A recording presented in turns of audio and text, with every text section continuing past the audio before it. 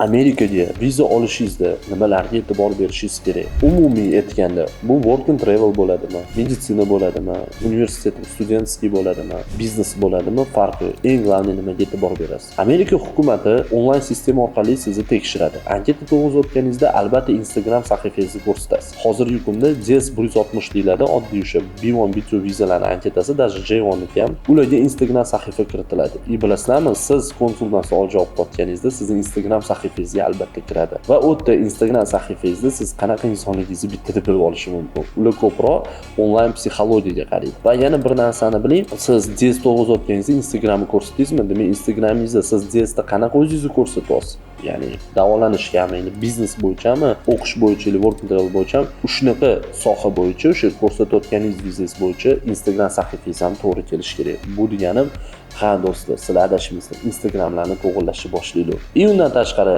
anketani to'g'ri to'ldirasiz va suhbatga kirganda eng qiziq tarafini esa bu videoga like va komment ko'p bo'lganini aytgan va obuna bo'lishni unutmang. U yog'ini yana bir chiqaraman sizlarga. Amerika vizasini qanaqa qilib yanada ham oson olsa bo'ladi. Rahmat hammaga.